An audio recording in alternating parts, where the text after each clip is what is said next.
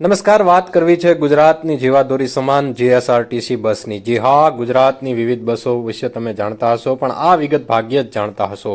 ગુજરાતની બસોના કાચ ઉપર આ રીતે સોમનાથ, દ્વારકા વગેરે લખેલું હોય છે। તે શું હોય છે, તે શું છે તે જાણીએ। જો ચેનલમાં નવા હોય તો ચેનલને લાઇક, શેર અને સબસ્ક્રાઇબ કરજો। ચાલો વિગતે જાણીએ।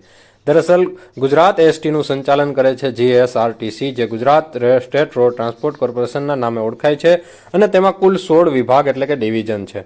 ચાલો દરેક વિભાગની વિશે માહિતી મેળવીએ। તો અમદાવાદ વિભાગની બસોમાં કાચ પર આશ્રમ લખેલું હોય છે, અમરેલી વિભાગ પર ગીર લખેલું હોય છે, ભરૂચ વિભાગ પર નર્મદા, ભાવનગર વિભાગમાં શેત્રુંજય, ભુજ વિભાગ પર કચ્છ, ગોધરા વિભાગ પર પાવાગઢ, હિંમતનગર વિભાગમાં સાબર, જામનગર વિભાગ પર દ્વારકા, જૂનાગઢ વિભાગ પર સોમનાથ, મહેસાણા વિભાગ પર મોઢેરા, નડિયાદ વિભાગ પર અમૂલ, પાલનપુર વિભાગ પર બનાસ, રાજકોટ વિભાગ પર સૌરાષ્ટ્ર, સુરત વિભાગ પર સૂર્યનગરી, વડોદરા વિભાગ પર વિશ્વામિત્રી અને વલસાડ વિભાગ પર દમણગંગા।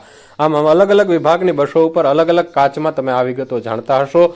ન જાણતા હોય તો તમારા તમામ મિત્રોને શેર કરો, એસટીના કર્મચારીઓને આ વિગત શેર કરો। હવે તમે કાચ ઉપર જોઈ અને તરત કહી શકશો કે આ બસ કઈ વિભાગની છે।